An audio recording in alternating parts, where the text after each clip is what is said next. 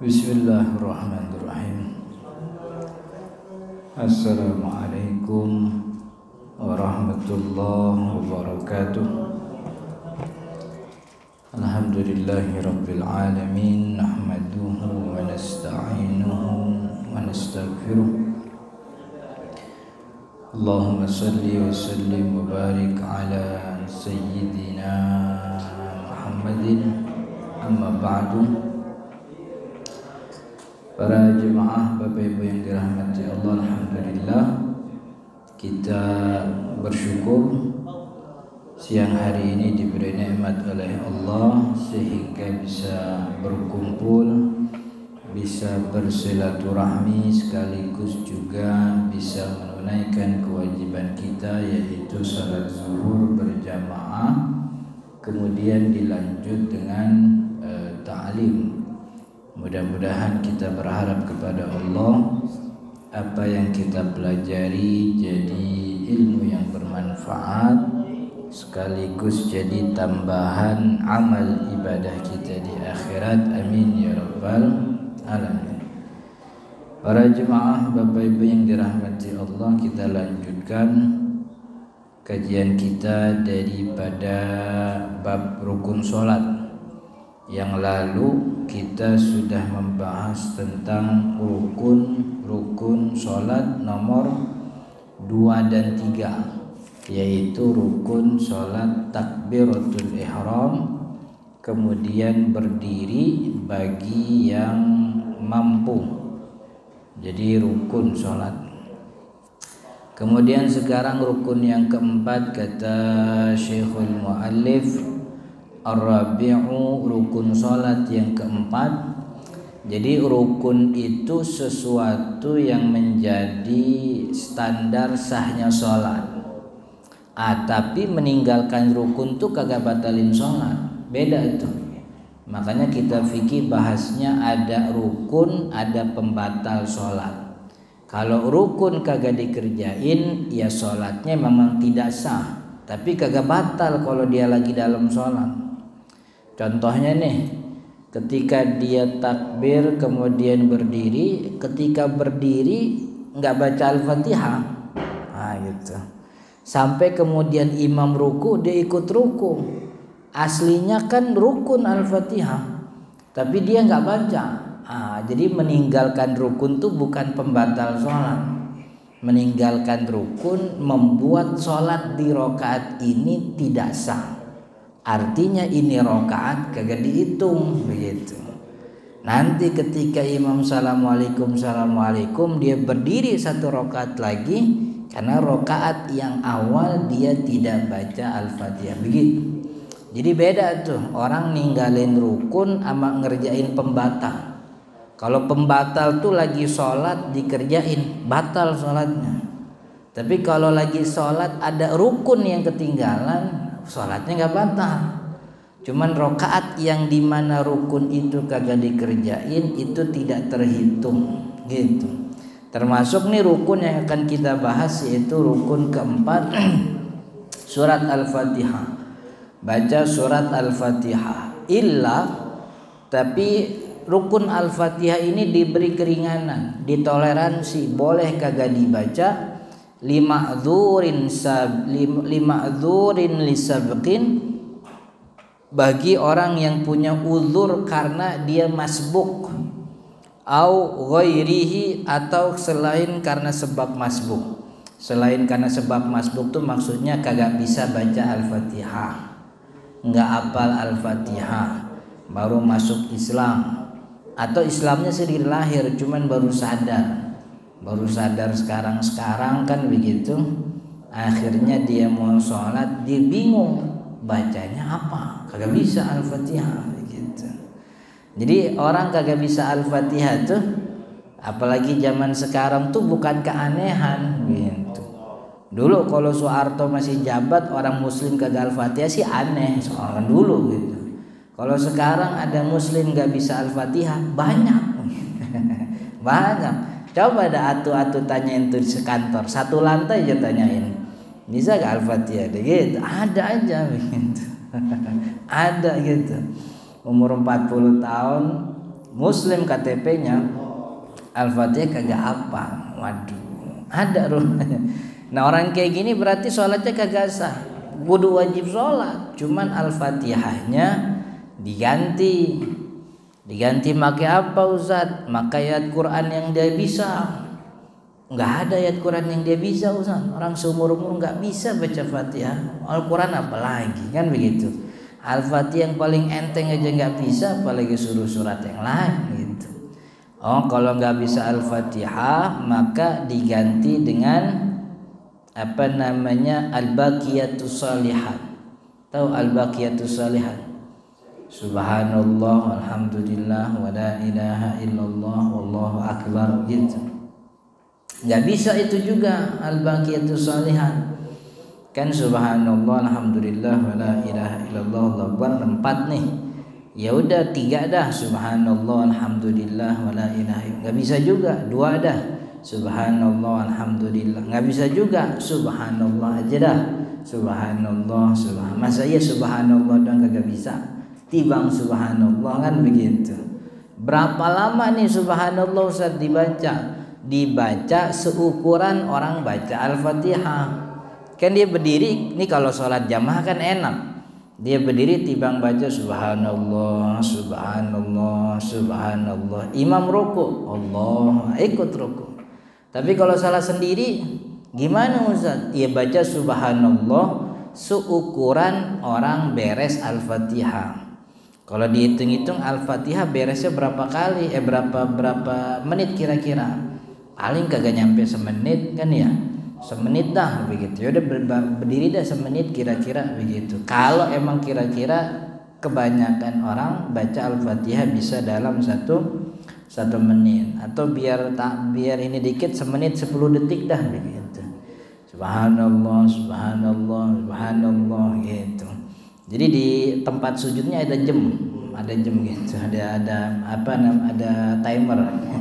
Jadi kalau ada semenit 10 detik udah ruku, kan begitu. Itu orang yang jadi Al-Fatihah wajib buat semuanya, baik dia imam atau makmum sholat sendiri berjamaah, kecuali bagi yang masbuk. Yang masbuk itu diberi keringanan gak baca Al-Fatihah.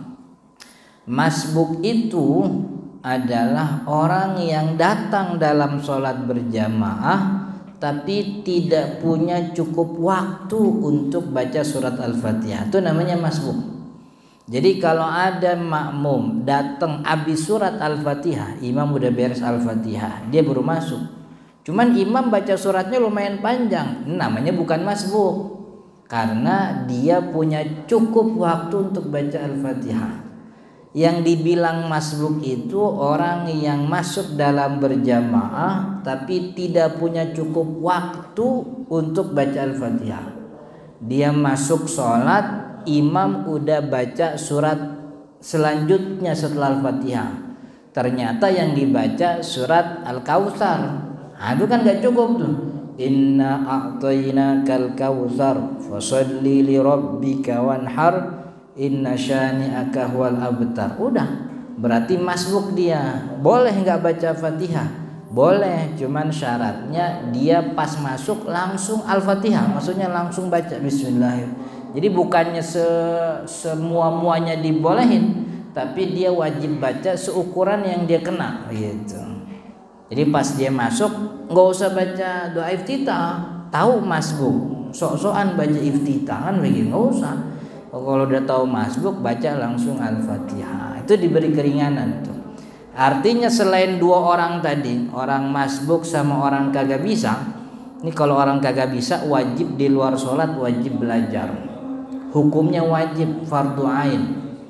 Kalau kagak belajar dosa begitu.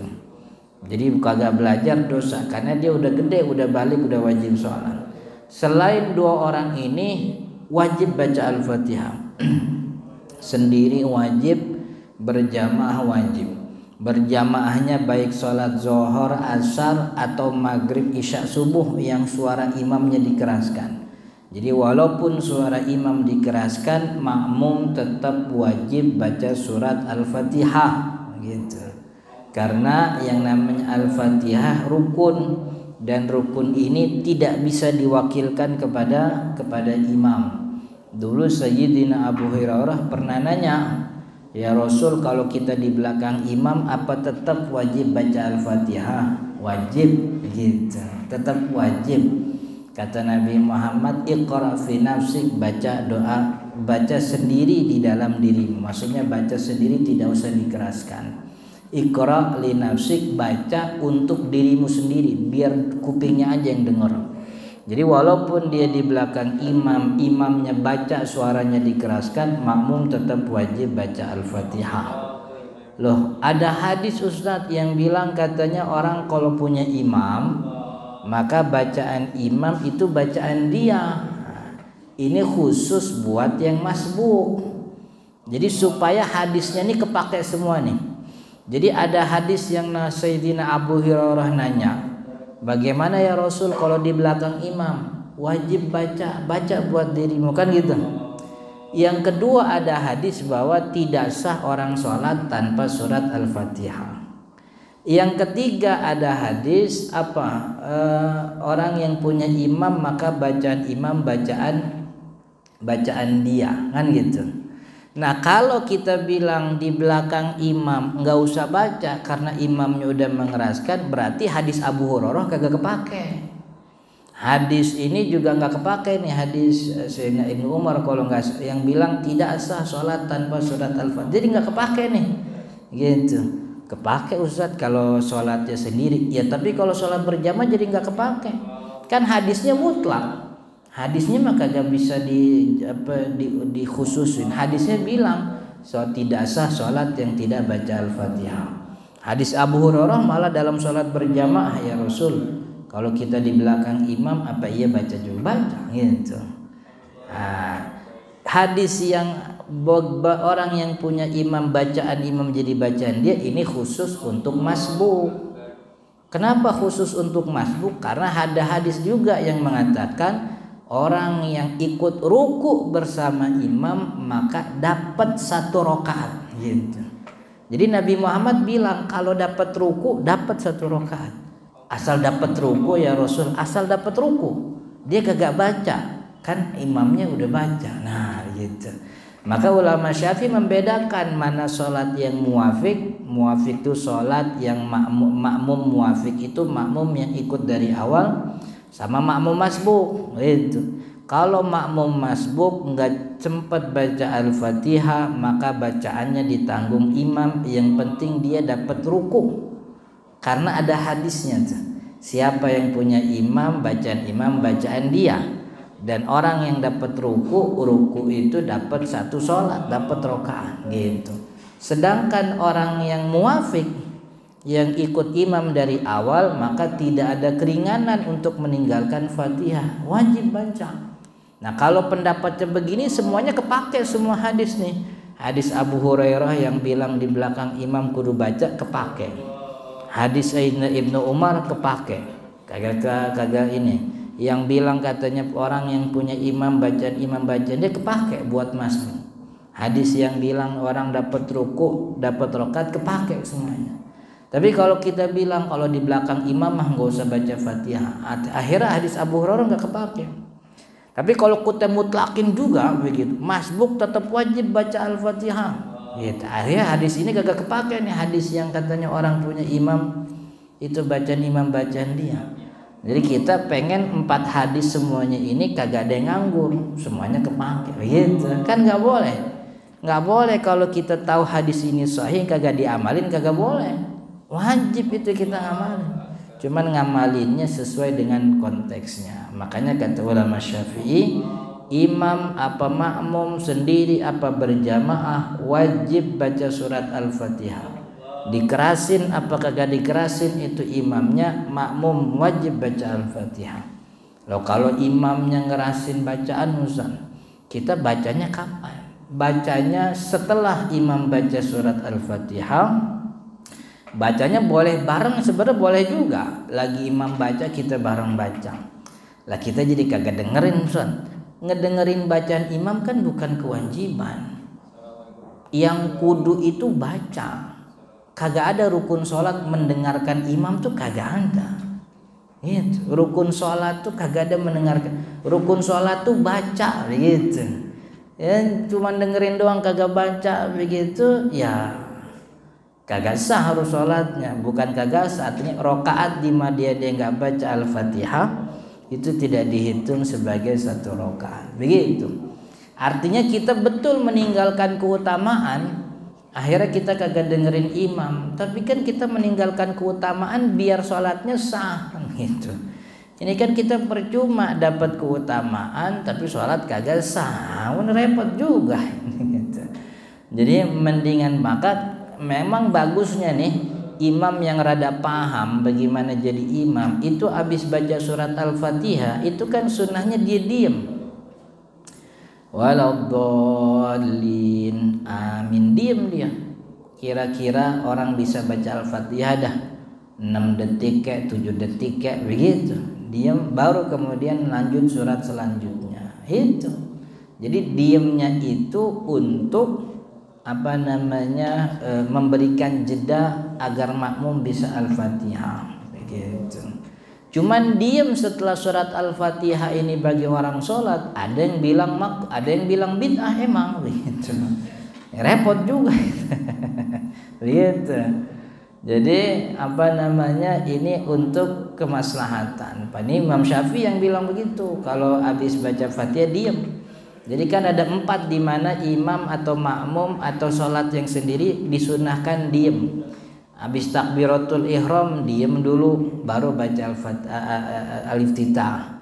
Kemudian yang kedua habis doa iftitah diem dulu jangan langsung baca a'udzubillah. Kemudian yang ketiga setelah surat Al-Fatihah. Yang keempat setelah surat mau ruku diem dulu, sunnahnya begitu. Jadi diem. Jadi diem tuh bukan kelamaan, diem bukan lama, tapi diem untuk memberikan jeda agar makmum itu punya kesempatan membaca atau menyelesaikan bacaan Al-Fatihahnya. Jadi Al-Fatihah wajib dibaca bagi semua orang. Wal basmalatu wa tasydidatu minha, dan bismillahnya termasuk tasydidnya itu bagian dari surat Al-Fatihah. Jadi bismillah itu bagian dari Al-Fatihah. Kalau bismillahnya ada imam yang bismillahnya nggak dibaca, nah, yang nggak baca bismillah ini bisa jadi bismillahnya dibaca tapi kagak dikerasin, atau bisa jadi emang kagak baca sama sekali. Bismillah. Kalau baca bismillahnya kagak dikerasin, ya nggak ada masalah. Itu mazhabnya Imam Ahmad bin Hanbal, mazhab Hambali. Kalau kita ke Masjidil Haram, Masjid Nabawi, Masjid Kuba nih, mudah-mudahan kita punya rezeki dapat nyampe ke Masjid Nabawi. Itu kebanyakan ulamanya kan Hambali. Kayak kita di sini kebanyakan ulamanya Syafi'i. Karena kebanyakan ulama Syafi'i, maka orang yang mengkampanyekan minum kencing onta diomelin kan gitu.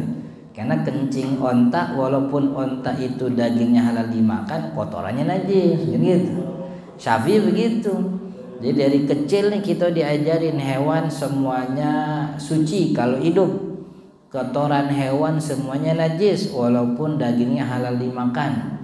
Ayam, burung, kambing, sapi, unta, itik, apalagi sowang, bebek, entok, itu semuanya halal dimakan tapi kotorannya najis. Orang Hambali dari kecil diajarin di kelas-kelasnya kotoran hewan yang dagingnya halal dimakan suci gitu. Iya. Jadi kalau lagi sholat pas di sejadah kita ada tai otoh kagak najis itu. Karena kotoran hewan yang dagingnya halal dimakan suci, katanya begitu. Jadi maksud kita ini dari kecil budayanya Syafi'i. Maka hampir semua masjid di Indonesia itu kalau jadi imam, kalau sholat berjamaah imamnya bismillahnya dikerasin begitu. Semuanya itu udah ini ya, udah mau kemana kayak kita begitu. Kecuali masjid ya beberapa dah dikecualikan lah ya gitu. Emang masjidnya tuh investornya bukan orang Indonesia biasanya begitu. Tapi kalau di Saudi Arabia dari ujung ke ujung karena dari dulu tradisi fikih yang ada Hambali, maka dari mana-mana kemana kita lihat imam kagak ngerasin bismillahnya. Bismillahnya dibaca cuman tidak dikeraskan. Karena Hambali begitu. Bismillah iya bagian dari Al-Fatihah tapi tidak dikeraskan begitu. Kenapa enggak dikeraskan? Karena katanya dalam sebuah riwayat Sayyidina Anas bin Malik itu pernah sholat di belakang Nabi Muhammad, pernah sholat di belakang Sayyidina Umar, pernah sholat di belakang Sayyidina Abu Bakar. Tapi mereka itu mulai sholatnya dengan Alhamdulillahirabbil alamin. Kagak ada bismillahnya gitu. Cuman kalau Syafi'i bilang itu Sayyidina Anas maksudnya itu memulai sholat dengan surat Alhamdulillah. Surat Alhamdulillah itu Al-Fatihah. Al-Fatihah itu ada bismillahnya begitu. Udah gitu dulu kita dapat riwayat Sayyidina Abu Hurairah itu pernah ngimamin sholat dan lagi jadi imam beliau mengeraskan bismillahnya. Setelah selesai sholat Sayyidina Abu Hurairah bilang, ana usbihukum bi sholati Rasulillah. Tadi sholat saya tuh saya miripin sama sholatnya Nabi begitu. Oh, berarti dulu Nabi Muhammad bismillahnya dikerasin begitu. Tapi apapun itu mengeraskan atau tidak mengeraskan bismillah atau bahkan tidak membaca bismillah, ini perbedaan yang ada memang di antara 4 mazhab. Kalau Syafi'i bismillah iya dikerasin iya. Hambali bismillah iya Al-Fatihah tapi tidak dikerasin. Imam Malik itu bilang bismillah bukan Al-Fatihah. Jadi nomor surat yang pertama tuh Alhamdulillah tuh 1. Kalau kita bismillah 1 gitu. Tapi Al-Fatihah Imam Malik 7 ayat juga. 7 ayat tuh nomor 6-nya pas ghairil maghdubi alaihim ihdinas shiratal mustaqim siratal ladzina an'amta alaihim tuh nomor 6, surat ayat nomor 6. Kalau kita kan siratal ladzina an'amta alaihim ini berhenti doang waqaf tapi bukan ayat. Ghairil maghdubi alaihim waladdallin itu 1 ayat dari mulai siratal ladzina sampai waladdallin itu 1 ayat. Kalau Imam Malik siratal ladzina an'amta alaihim 1, ghairil maghdubi alaihim waladdallin itu ayat yang berbeda gitu. Dulu waktu Imam Abdurrahman As-Sudais datang ke Indonesia, Imam Abdurrahman As-Sudais juga bismillahnya dikerasin. Seumur-umur beliau kalau jadi Imam Masjidil Haram enggak ngerasin bismillah. Tapi waktu tahun 2014 kalau enggak salah itu Menteri Agamanya Lukman Hakim ngundang Imam Abdurrahman As-Sudais ke Indonesia. Hari Jumat jadi imam di Masjid Istiqlal. Jadi Istiqlal. Itu yang biasanya Abdurrahman As-Sudais tidak mengeraskan bismillah karena tahu ini Indonesia, orang kebanyakannya Syafi'i, jadi pas jadi imam dia bismillahnya dikerasin gitu. Bismillah itu yang enggak pernah disebut itu sama Imam Abdurrahman As-Sudais dulu. Cuman dia sebut gara-gara dia di Indonesia. Gitu, dia takut juga kali kalau nggak baca bismillah ntar nggak dibeliin tiket pulang kan berapa juga gitu. Di Indonesia ngapain kan gitu. Akhirnya nggak itu memang Imam Abdurrahman As-Sudais ngerti ini orang Indonesia kebanyakan Syafi'i. Kalau nanti kagak dikerasin bismillah, ya orang juga paham nih yang depan-depan kan ustadz semua, yang depan-depannya satu baris ada profesor, ada doktor. Cuman kan ini disiarin sama TV. Ntar kalau gua kagak baca bismillah, ntar sakanya aliran sesat lagi sama orang awamnya gitu. Orang awam yang on, yang rajin komen di media sosial tapi kagak ngerti kan gitu. Mana itu aliran sesat kagak bismillah gitu. Jadi dikerasin itu bismillahnya menghormati. Bismillah wa tasdidat dan juga tasdidnya itu harus dibaca. Ar-Rahmanir Rahim Maliki Yaumiddin gitu. Jadi tasdidnya dibaca. Iyyaka itu kan ada tasdidnya tuh. Iyyaka na'budu wa iyyaka nasta'in. Wa la yasihhu ibdaludz dha'i 'anidz dhad. Wa la yasih dan tidak sah ibdaludz dha mengganti huruf dha 'anidz dha sebagai ganti huruf dhad. Waladdallin nggak boleh diganti walazzallin gitu, nggak boleh diganti.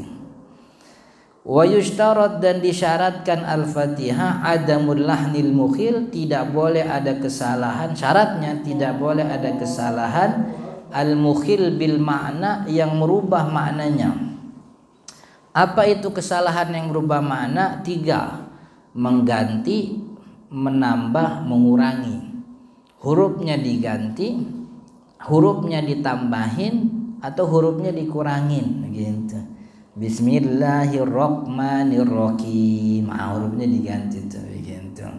Atau ada huruf yang dikurangin. Kalau kurang fase dikit, shotnya kurang tebal, roknya kurang tafkhim, itu bukan kesalahan. Jadi yang kesalahan yang membatalkan sholat dalam surat Al-Fatihah, kesalahan yang semua orang tahu bahwa itu salah, itu namanya al-lahnul jali. Kesalahan yang orang awam pun tahu itu salah, kagak bener tuh bacanya. Masa Ar-Rahmanir-Rahim, Ar-Rahmanir-Rahim, gue juga bego sih, cuman tahu ya gitu. Jadi itu namanya kesalahan jali, sholatnya batal tuh. Tapi ada kesalahan khafi, kesalahan tipis. Khafi ini kesalahan yang tahu bahwa itu salah, itu cuman orang pintar aja. Orang yang paham tajwid ngelotok tahu ini bacaan salah. Kayak semacam ihdinas, itu kan pas ngomong shot, huruf mulutnya kan ada apa istilahnya, ada caranya tuh khusus tuh, biar shotnya kagak ketebelan, nggak kayak shin, biar kagak ketipisan kayak sa, kan begitu. Ihdinas surah, itu yang tahu bentuk mulutnya kayak gimana, keluar hurufnya gimana, orang pintar. Orang awam mah nggak ngerti, pokoknya kebaca aja, kedengarannya syiratul mustaqim, udah. Tapi yang kayak gitu tuh salah, cuman yang tahu itu salah orang pintar. Jadi dibedain mana kesalahan besar yang semua orang tahu bahwa itu salah, sama kesalahan kecil, begitu. Dan umumnya kita di Indonesia ini orang yang bisa Al-Fatihah itu salahnya tuh salah-salah kecil aja. Dotnya tuh kurang monyong, jadi dot amadal kayak mirip. Ya habis gimana nggak mirip, orang dot amadal bunyinya sama kalau di Indonesia kan gitu. Ya itu kesalahan kecil dah gitu.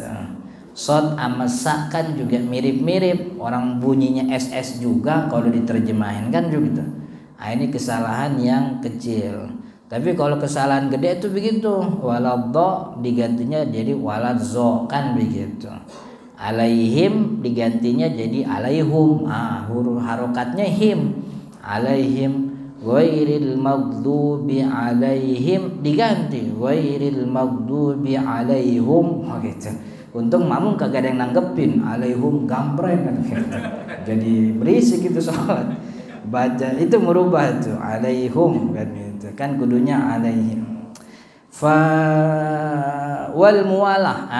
Syarat baca Al-Fatihah juga kudu nyambung. Nyambungnya tuh dalam arti antara ayat ke ayat tidak boleh jeda. Alhamdulillahirabbil alamin. Diam lama. Itu jeda ini. Maka kalau jedanya lama kudu ulang dari awal gitu. Enggak boleh terjeda. Entah jedanya pendek, emang diniatin mau memutuskan Al-Fatihah, sholatnya bukan sholatnya batal, Al-Fatihahnya kudu diulang begitu. Kecuali memang ditahan karena sebab mungkin ada uzur, seperti tenggorokan imamnya sedang bermasalah kan begitu. Jadi diam untuk mengumpulkan tenaga gitu, bukan niatnya untuk mutusin bacaan. Ya, jadi tidak boleh jeda yang menyebabkan adanya indikasi seakan-akan Al-Fatihahnya mau berhenti atau mau diganti dengan ayat lain begitu. Itu surat Al-Fatihah. Kemudian di dalam Al-Fatihah disunnahkan untuk baca amin. Amin itu setelah surat Al-Fatihah waladhdallin. Amin ini sunnahnya untuk semua yang baca sunnah, yang dengerin juga sunnah, yang di dalam sholat sunnah, yang di luar sholat juga sunnah. Jadi kalau kita baru datang belum sholat, imam waladhdallin, sunnah bagi kita amin. Karena waladhdallin itu kan isinya doa, dari mulai ihdinas siratal mustaqim, siratal, tunjukilah kami jalan yang lurus, jalan yang dimana orang-orang yang di dalamnya engkau berikan nikmat, bukan jalan yang kau murkai orang Yahudi dan jalan orang yang sesat orang Nasrani. Amin. Amin itu artinya Allahumma istajib, ya Allah kabulkanlah. Maka doa ini disunnahkan, imam yang baca sunnah amin, makmum yang dengar sunnah amin, orang-orang yang di luar sholat belum masuk sholat juga sunnah baca amin. Dan orang yang aminnya berbarengan dengan aminnya malaikat juga ngedengerin nih. Orang yang aminnya berbarengan dengan amin malaikat, Allah ampuni dosa-dosa yang telah lalu. Man wafaqa ta'minahu ta'minal malaikah ghufira lahu ma taqaddama min dzambih atau kama qala sallallahu alaihi wasallam. Siapa orang yang aminnya bareng sama amin malaikat, itu biasanya amin malaikat tuh barengnya sama imam. Maka kita makmum disunnahkan bareng aminnya sama imam. Jangan ngeduluin kayak bocah kalau sholat maghrib belum beres waladhdallin udah amin duluan, gitu. Bareng sama imam itu sunnah tuh.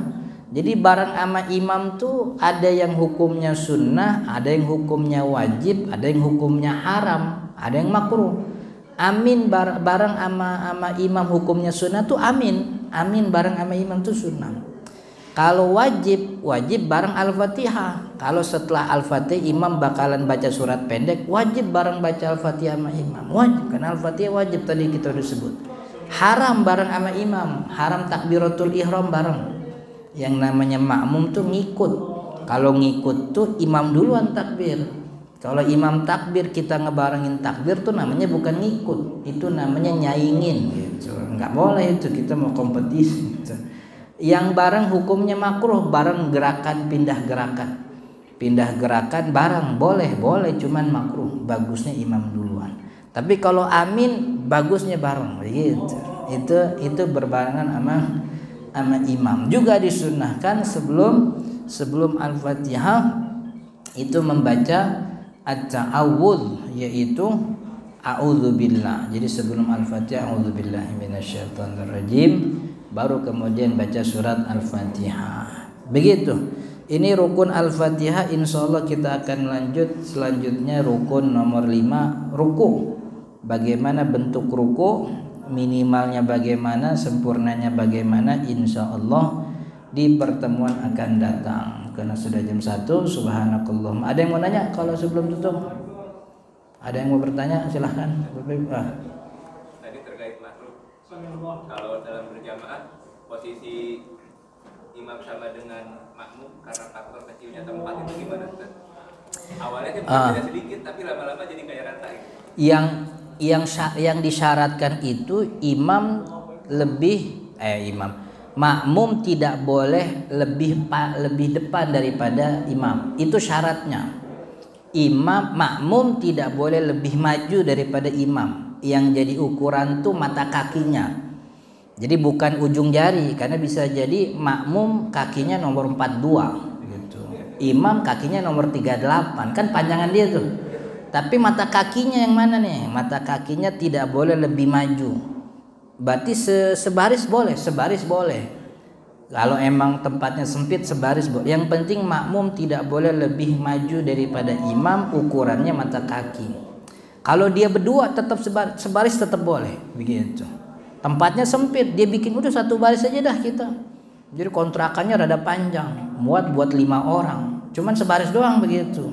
Imam maju kagak dapat, makmum mundur kagak dapat, itu sebaris nggak apa-apa. Yang penting itu satu baris semua. Jadi makmum kagak ada boleh yang lebih maju gitu. Jadi itu syaratnya. Artinya imam sebaris sama makmum boleh, lebih mundur dari imam lebih bagus gitu. Itu lebih bagus. Ini kan kita syaratnya makmum tidak boleh lebih maju. Berarti kalau sebaris boleh, cuman kurang afdol. Apalagi kalau dia di tempat umum begini nih.